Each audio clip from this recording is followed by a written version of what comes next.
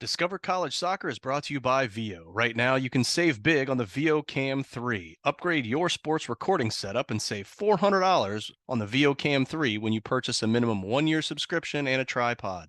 Don't miss out on this limited time offer that ends August 31st. Shop now and capture every moment with precision and clarity. Click on the link below to get your savings. Hi, everybody. Welcome to Discover College Soccer. Today, I'm lucky enough to be joined by Coach Rodgers from my alma mater, Ohio University. Welcome, Coach. Thanks for having me. Yeah, thanks for being here. Now, I went to OU for grad school. Unfortunately, no men's team there, but I Right. did play. When I was done with my undergrad 4 years of NCAA, I still got to play a year of club when I was there. We Awesome. practiced against the women a couple times, so that was fun. But nice to have you on. MAC champions last year. Congratulations. Thank you very And much. bringing the banner to Athens. So um, let's talk a little bit about the recruiting side of things. We're talking here early July. Uh, the June 15th date, you're a few weeks past it. So how busy were you on June 15th? How important is that kind of June 15th starting the 26 recruiting cycle off? Are you still focused on 25s? Kind of what's your timeline? Well, I think it's an interesting world we live in now, and June 15th is just a day, and I think that everybody's process is different, and yes, did we talk to people on June 15th? Yeah. Did I text people on June 15th? Yes. But as I told them, even in the calls and the text messages, this is just the time to begin the process. Like I won't offer anybody as many good players are out there, and I would love to be in our program. I wouldn't offer anybody until they were able to come on our campus. And I think August 1st is when they can start coming on the campus, or we can start having direct recruiting, face-to-face recruiting conversations. And I know people go to camps and things like that, but it's just not the same. And so we would definitely want people to come on campus. And so we've had some good conversations. And I think it's just a good period of time to kind of slowly go into that, building that recruiting relationship. And it's been busy. I mean, for us, our 2026 class will be on the larger side. I say that now, not knowing what the future holds for college roster sizes, and I think we'll probably know something about that in the next. I don't even know, 6 months to a year. Who knows? But if we're still on the old model, I think this will be a larger recruiting class for us. So myself, and our two assistant coaches have been really, um, hitting the phones and text messages, and emails, and just trying to get in touch with these prospective student athletes. And we're still actively recruiting in the 2025 class. We have one specific need, that we are looking for, and then we have a roster spot that we want to fill, but given the old model, Yeah. who knows what the new model will be like. Yeah, that's I think I'm gonna have to do a whole entire podcast just on that. But Yeah. well, in terms of these 26s that you started texting, just ha help me and anybody listening understand, how did they make that list? How did they get on your radar? Was it through them reaching out to you? Was it you stumbling upon them playing at a tournament somewhere? How did that step happen? I think that's a really good question, and I think it's a really complex question and a complex answer. I think we all the above, really. We have a pretty solid recruiting philosophy. We tend to recruit more regionally. That doesn't mean we don't have players, or we don't. We actually have a player coming from California this fall, or for this, I said this fall, they'll be here in like 3 weeks. And but she had very strong connections to the state of Ohio. Her parents are from Ohio. All of her grandparents live in Ohio. And so, that's really important to us, having a strong connection with the Midwest. And I have that can I go on You go long go right on ahead, this? man. We'll Okay. talk as long as you want. Yeah, because I mean, this is something that we've developed over, this will be starting year 12 for us, and so we've kind of, or for me, and then year 6 for Courtney, our associate head coach, and we've developed this kind of recruiting philosophy, and it's worked, and it's created a really strong culture, I think, in our program, is that because we're recruiting with people with strong connections to this area, they feel really comfortable being here, and I know you hear the comment all the time, or the phrase, be comfortable being uncomfortable. Well, that's a pretty binary comment, because I think there is a lot of being a student athlete that you need to be comfortable, because you are so uncomfortable in so many areas of your life, that there has to be some level of comfort. And for us, being close to connected being close to your connections makes you comfortable. Are you going to be uncomfortable training hard and being in an intense environment and working at hard at school? Yeah, of course you are. So why can't you be comfortable knowing that, hey, if I need to go home, or my parents need to come see me, or my grandparents or aunt and uncle or whatever can be here in 3 hours? That is a huge advantage. And so that's where we kind of focus. And like I said, not we don't eliminate anybody outside of this Midwest, but we have to be very cognizant of that, and I think it's worked very well for us. And then, so beyond that, yes, people reach out to us. We love that, because obviously they understand what OU is all about. They've reached out to us, and a lot of times young people will say, well, I think Mac's a good level for us. So they probably emailed every Mac school. Fine, that's no problem. But at least they know what they are looking for. And we may fit that bill. And then beyond that, obviously we are evaluating all the time players, and in our philosophy, and so then we will reach out to specific players, through those channels, through our connections with club coaches, or high school coaches, or recruiting coordinators, or whatever you want to call people these days. And so that's philosophically how we approach the recruiting. Okay. Well, in terms of where you find these players, are there specific tournaments you like to go to? Does the alphabet soup of leagues mean anything to you guys in your assessments? It's fun. It's an interesting endeavor, looking on social media at how people comment and about the alphabet soup of this, and I think we look everywhere we can within our footprint. When we do spend money at larger showcases, it just makes sense to go to ECNL events. But we have players from all over. Every league we have players from. We have ECNL players, we have GA players, we have NPL players, we have every level. But when we're saying, okay, where's the chance that we can see the largest collection of talented players, it's typically at the ECNL events, and I've been to ECNL events, I've been to GA events, I've been to like local showcases where they have all the range of teams. And so basically that's kind of where we go. But yeah, national events, and we stay pretty East Coast based. We didn't go to Seattle, we didn't go to California, for a number of financially, for that reason. It's a very expensive trip, and gosh, I feel bad for the families that have to pay to do that, because I have two. My son's a 25, and he plays, and I got to pay for that, and my daughter's a 27, and so I get it. I feel for families.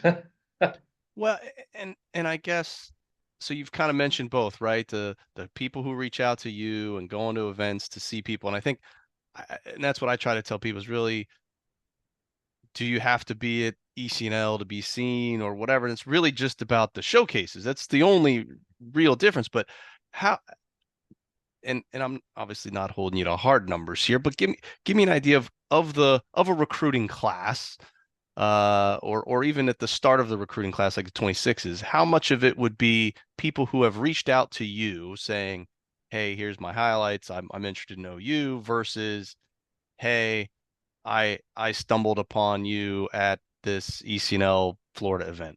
So here's my initial list. I'm looking at it right now. So Courtney and I have split up our initial 26 list, right? Okay. Reached out and came to camp. Reached out, came to camp. Reached out, came to camp. Reached out, did not reach, but did not come to camp. Did not reached out, did not reached out. So So that's it's my initial list, and I would say that Courtney's would be probably fairly consistent with that. so it's like 2/3 to 75% of those had Yes, made the initial contact with you guys first. Okay. That's and correct. honestly that's what I figured it was. And I think Yeah. that's generally the consensus I've heard from a lot of coaches is it's more on that front than not, which makes a lot of sense. Well, you mentioned camp, like how important are ID camps for you guys, whether they're your own or your staff working outside camps? So I take ID camps very seriously in a different in a different manner of ways. I think if you want to come to our ID camp, it's because you are interested in Ohio University. I don't have other coaches come. I don't, and if other camps do that, that's great. That's their method. I'm not, this is not right or wrong. This is my philosophy is if you're spending the money to come, you are interested in us. So it's just me, my staff, and our players that work it. I limit the roster, I limit the enrollment, the registration. We don't have anything really more than 48 campers, because I want to see every person. I want them to be able to see me, talk to me, and our staff and our players. And we do we our MAC the MAC tournament MVP for the fall. I first saw her at one of our camps, and that's a great story where she came. We had no idea who she was. She's from Chicago. Her parents are from Ohio. They both went to Mac schools. They didn't go to OU, but they went to other Mac schools. And I guess she thought, okay, Mac is my level. So she went to a number of Mac ID camps.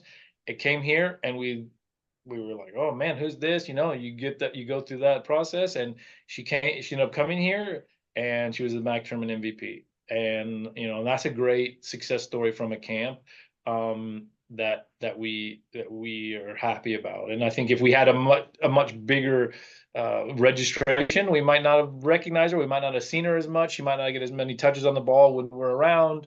Um, and so I think that's my philosophy on ID cams. All right. Well, let's talk more about OU. I mean, I could spout on about it from my 2 years there, 20 years ago, but I was back in May. It looks a little different on campus than it did a long time ago. But you said before you've been there 12 years now. Kind of what is it that you love about Athens, Ohio University? Maybe some things we wouldn't even know by going through the website. I think I think number one, and you can appreciate this more than anybody, or as much people that went to school here, is the community, and it's the sense of community. It's not just the noun community, but more the adverb or the adjective community, where you feel that sense of community, because Athens is a small town. It's completely driven by this university, so you're here. Everybody here, 90% of the people here are connected with this university. So you have no other choice than to embrace it and be really tight knit with the community. And so I think that's the greatest thing, because as you nobody lives in Athens. You come to Athens to go to university. There are a few people that live here, obviously, that work at the university or the connected industries, but everybody has romantic memories of being here. Yeah, I mean, just you coming back and you go, man, I remember this, and what an awesome time. And you just it's kind of it's just this environment that people loved being in, and they go off and they move out, move away, and they do their life, and then they think, oh gosh, I want to go back to Athens. I want to go back to Athens. And so that's what we love about it. From a family side of the things, it's just it's a safe community. It's easy to raise kids. It's easy to get around. And so that's why we love it, I think. And we've had, and this is, I feel very proud of this. In my 11 seasons, we've only had about 5 players transfer out to play somewhere else. And because people love it here and people want to be here. And so I think you don't know until you come, or you don't know until you talk to somebody that went here. And we do get a lot of interest because they say, "Oh, my mom's coworker went to OU, or my dad's coworker, or my aunt or uncle, or whatever, and they absolutely loved it, and they said you got to check it out." And so we get a lot of interest simply because of that. Yeah, And so that's what we love about it, because it's an easy place to be in love with. And I'm a very transparent human. And so if I didn't think it was a good place to be, it would be hard for me to sell that to somebody. As a as opposed to now, it's easy because I know I can honestly tell you transparently it is a great place to be. for sure. Couldn't agree more. Well, one of the things that can be challenging when you make the jump to college soccer is balancing all the needs in the classroom plus all the needs of your coach and your sport. So, what support systems are there to help student athletes be successful both in the classroom as well as on the field? I think, we have specific support structure, given it like hardware. I mean, we have a student athlete academic center, we have academic advisors, we have tutors, we have all of those resources that are there. But I think more importantly is the relationship and how we interact with our players. And I think the support and care that we give them as humans before anything else helps them to feel supported in their academic endeavors. And I think we have a wonderful we've had a history of fantastic students. I think our team cumulative GPA on the rolling scale is like a 3.58 or something like that, and which is unbelievable because I didn't get anywhere close to that by myself, let alone 30 student athletes to cumulatively get that. And so I think that's the most important thing is that the environment that we create as a staff to holistically support our student athletes, that helps them to feel supported in their academic endeavors. Okay. Well, let's fast forward a couple months to October. You're in the heart of that max schedule. Walk me through what's a typical week going to look like for a player in terms of when our classes, meals, practice times, game cadence, all that kind of thing. So we train in the morning. I don't feel I feel like it's the absolute best thing to do, because it starts your day off with soccer, and then after we're done, you're off to school and you're off to study and you're off to do your small groups and whatever you have academically, you're off, and you don't have to worry about, oh, I got to go to practice now, or I got to go to weights now, or I got to do whatever. That's how we operate. So typically the players start arriving at the locker room around 7:15 or so a.m., and then we're done by 11 a.m. And now, obviously, if somebody wants to do film later or individual session later or lift on their own later, whatever, yeah, they can do it, and we're there and supportive of them. But if they know that if the required activities are done roughly around 11, sometimes a little later, sometimes a little earlier, depends on their class schedule. Okay. And then so we try, and then obviously we play Thursday, Sunday in the MAC. We This is the first season this fall that we actually have 2 single game weekends. We used to have just Thursday, Sunday all the way through. We've adjusted where we'll have some single game weekends where we'll either play on a Thursday or a Sunday. So you could play Sunday and then not again until the next Sunday, or you could play Sunday and then Thursday and then nothing over the weekend. And so it'll be interesting to see how that goes. We moved to split weekends a couple years ago where we're traveling every week, meaning that we're away one game, we're home one game on the Thursday or Sunday, and so now we'll have this single game weekend, and so it'll be interesting to see how that goes plays into our rest and recovery and preparation. But our typical off day is Monday. We give the opportunity for players to go and do strength and conditioning and recovery on Monday. We have the times blocked out. Obviously, they don't have to. They don't have to do it. They don't have to. We don't know if they go or not. And I don't know. I don't want to know. I just know that a lot do because they get in a routine and they love their routines. And then we train Tuesday, Wednesday, play Thursday, do a session Friday, Saturday, play Sunday. And so obviously we periodize and we tailor the sessions to get the most out of the players for their recovery and their performance. Are they prepared to perform on game day? So however many minutes they play, et cetera, Yeah. is how we design our sessions. Okay. Well, I know we talked earlier about obviously some most likely potential upcoming changes to roster sizes and things like that. But this year, or as you went into this year, is there a roster size that you find is ideal that you'd like to have? I mean, we hover around 30, give or take a few. Yeah. So it will be.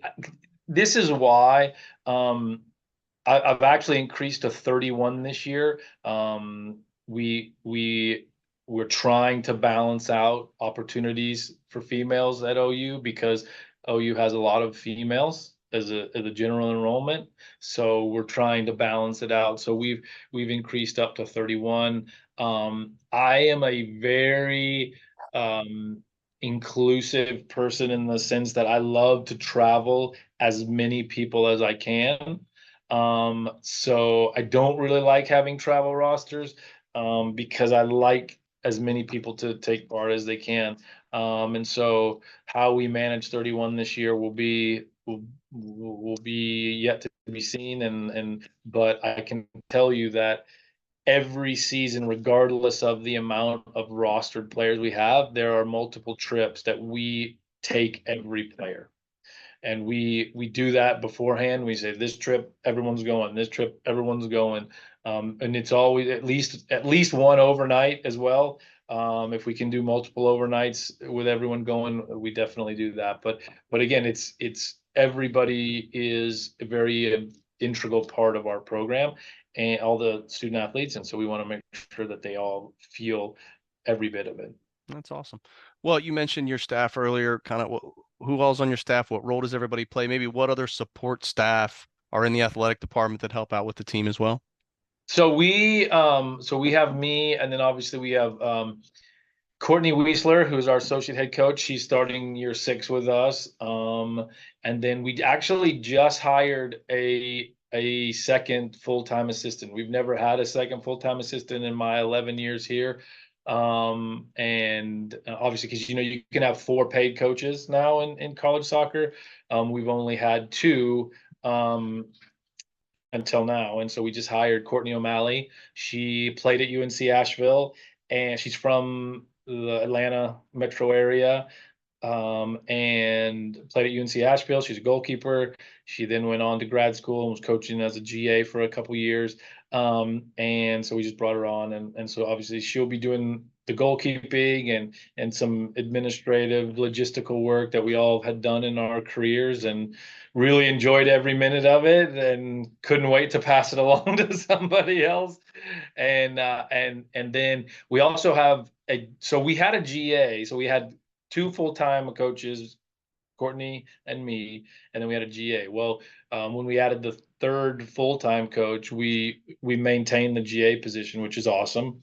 And so we have Lucy Brazil, who is in that GA role for us, and so her and Courtney O'Malley will be kind of working together on logistics and social media and things like that outside of their coaching duties as well. Okay. Well, what about you? What's your coaching style like? What kind of style of play are you looking to play and that sort of thing? You know,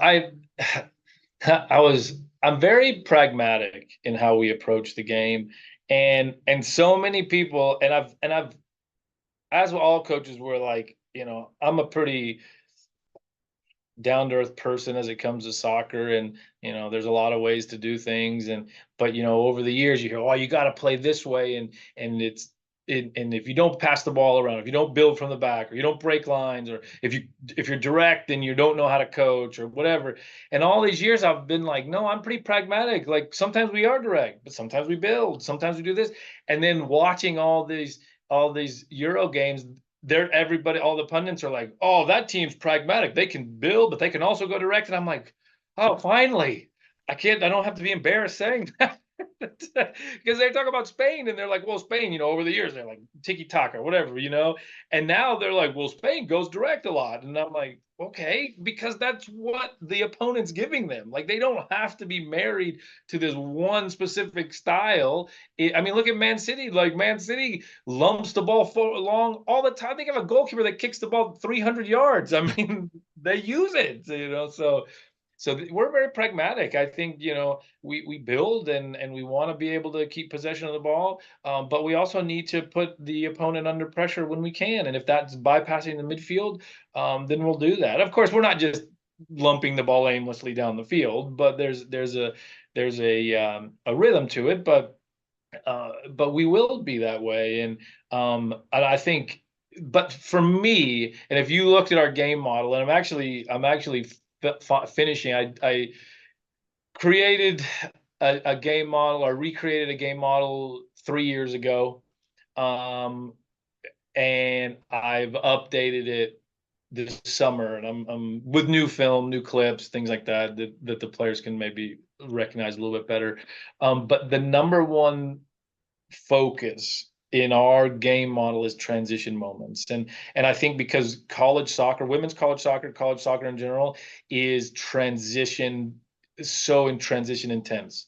And how are we when we lose it? How are we when we win it, in the different phases? And I think that for us is critical. And so we really focus on that early and most intensely, but then we work towards the other phases of when we have the ball. Okay, what are we doing? When we don't have the ball, what are we doing? But the intermediate of when we lose it, when we win it, how do we respond and how do we react? And that's the most critical part of our game model, for our philosophy, for Okay. my personal philosophy, as No, I relay it to the team. I having watched a lot of women's college soccer last season, on ESPN and whatnot, Yeah. I agree completely on the transition stuff. Yeah, Good. for sure. Well, Coach, you've been generous with your time. Just got one last question for you.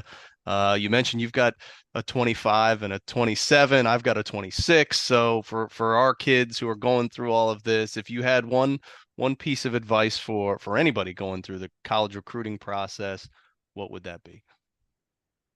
Stay consistent. You're not bugging coaches with emails.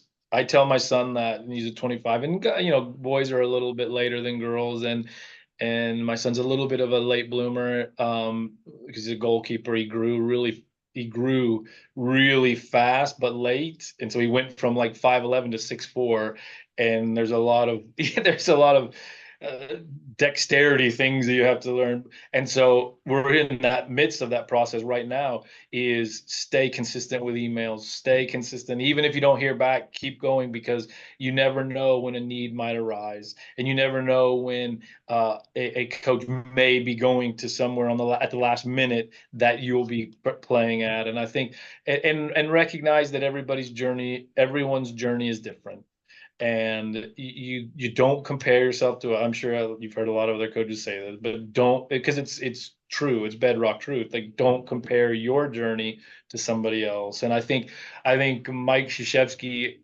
had a story years ago that he was talking about. Oh my gosh, I'm drawing a blank on the players. It was Carlos Boozer and, another Duke player, and basically the story was they were both freshmen at the same time, and the one the one, no, it was Elton Brand, I think. And the one was like an amazing freshman, got drafted and went to the NBA after the freshman year. And the other guy was like, why is he doing that? I'm not. He ended up playing 3 or 4 years at Duke, still goes to the NBA and is just as successful in the NBA. But he was comparing his journey to the other guys. And you can't do that because you just got to keep your end goal in focus, and the process is what's most important. And we ultimately here that's philosophically what we do. We want to win a championship, and we were fortunate enough to win one last season. But we don't look at that end goal because the steps are so varied in between that we have to just focus on each other and focus on the moment, and then hopefully that championship will come if we're doing the right things. And I think it ultimately paid off for us, and it's been a long journey, but our players, they persevered through it, and staying true to what our philosophy is. So don't focus on the end result. Don't compare yourself to others, and stay consistent with colleges, and keep your the the schools that you're looking at, keep it wide open, because Division 1, 2, 3, NAI, JUCO, whatever. If you want to play soccer, there's an opportunity for you. So keep it open. Yeah, love it. Thanks, Coach. Well, I really appreciate your time. Want to wish you the best of luck getting that next MAC championship. And if you get down to the ECNL Florida event here in Lakewood Ranch, make sure you give me a shout. All right. Yeah, I'll be there. I was Uh, there last year. Played a lot of good pickleball down there. So looking yeah, forward well, to it again. and they're redoing those courts. I bet that you played on. So we'll have to get out there together. All right. Fantastic. Sounds good, Coach. Thanks. Thank you.